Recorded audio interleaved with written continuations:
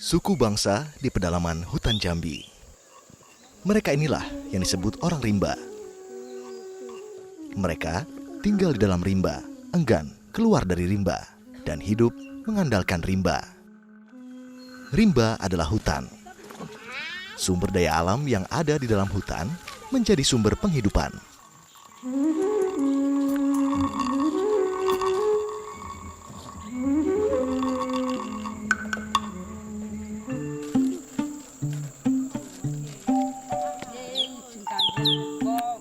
Orang rimba hidup secara nomaden atau berpindah. Saat sumber makanan mulai habis, saatnya mereka pindah ke tempat lain.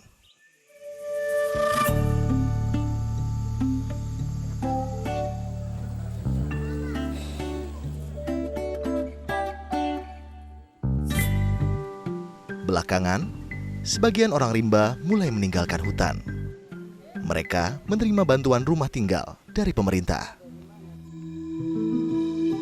Gisil, salah satu orang rimba yang mendapat bantuan rumah tinggal di Desa Bukit Subhan, Kecamatan Air Hitam, Kabupaten Sarolangun. Mendapat bantuan rumah bukan tanpa masalah. Hidup terbiasa mengandalkan hutan, Gisil tak punya kemampuan bercocok tanam. Di tempat tinggalnya yang baru, ia pun sulit berburu. Orang rimba kekurangan sumber pangan. Dan beginilah mereka berakhir.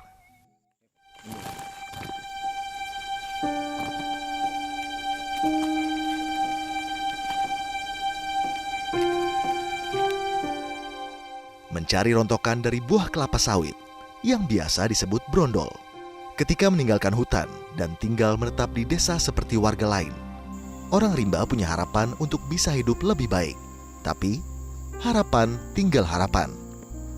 Tinggal di rumah bantuan membuat Gisil dan keluarga sulit memperoleh sumber penghidupan.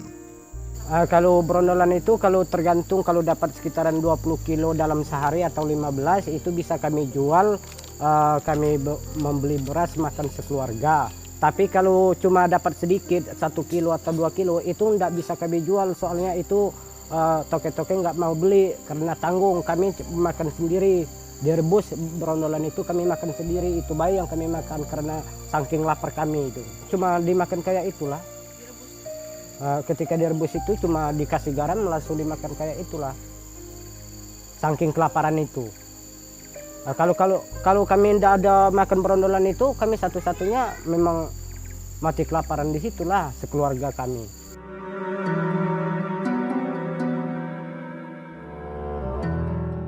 Tak semua brondol di area kelapa sawit boleh diambil. Ketika ada warga pemilik kebun sawit yang berbaik hati, Gisil bisa mengambil sisaan dari hasil panen sawit. Tapi tidak untuk brondol milik perusahaan. Terdesak rasa lapar, Gisil pernah melanggar batas lahan milik perusahaan sawit. Situasi ini membuatnya berurusan dengan pihak keamanan. Memungut rontokan brondol, Gisil dianggap mencuri. Kalau PT memang dilarang nian itu, meskipun katanya cuma 1 biji 2 biji itu dilarang katanya.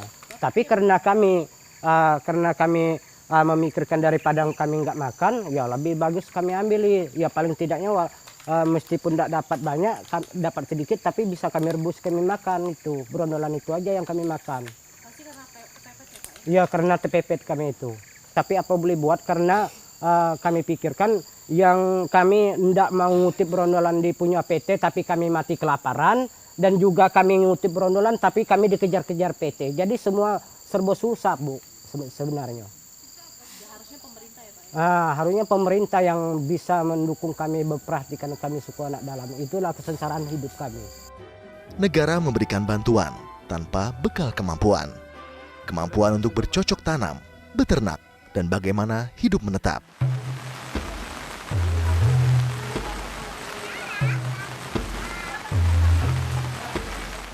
Saat hujan tiba, nelangsa makin berlipat rasanya. Beginilah kondisi rumah bantuan yang diberikan negara.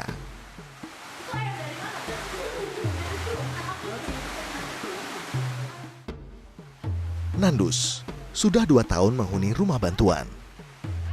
Baginya, bukan tak bersyukur mendapat uluran negara, tapi menurutnya, hidup di rimba tetaplah yang terbaik. Kadang-kadang kalau hujan 1 jam 2 jam itu kami sampai tegak berdiri terus satu malaman itu. Nggak bisa tidur, nggak bisa duduk.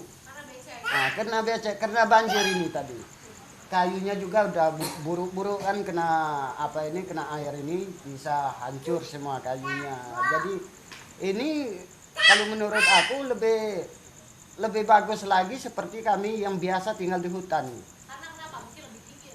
Karena di hutan itu memang atapnya cuman daun, cuman tempat apanya itu lebih tinggi lagi, nggak terjangkau dengan air itu. Negara bermaksud hadir bagi orang rimba, memberikan tempat tinggal bagi warganya. Tapi negara lupa, orang rimba punya adat istiadat dan pola hidup yang sudah turun-temurun dilakoni.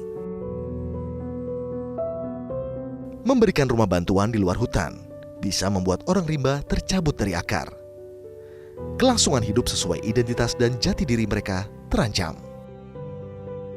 Kalau kita lihat memposisikan peran negara, negara seharusnya menghormati dan memfasilitasi orang rimba atau suku-suku seperti ini untuk dapat mengekspresikan sebenarnya identitas budayanya.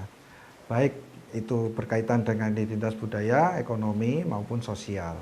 Nah, sebenarnya dalam konteks ini sebenarnya mereka punya hak untuk hidup sesuai dengan caranya mereka. Dan negara seharusnya wajib mendukung itu. Permasalahannya adalah sebenarnya negara tidak melihat itu. Mereka melihat kelompok-kelompok suku seperti ini adalah kelompok-kelompok yang rentan. Artinya secara sosial, secara ekonomi maupun secara budaya mereka dianggap tidak normal. Orang rimba pernah berharap pada rumah bantuan, meski mereka tidak pernah membayangkan akan kehilangan penghidupan. Dilema, karena hidup di dalam rimba kini tak semudah dahulu kala. Masalah lain, hutan orang rimba banyak beralih jadi lahan konsesi perusahaan. Dan berburu menjadi aktivitas yang tak lagi bebas dilakukan.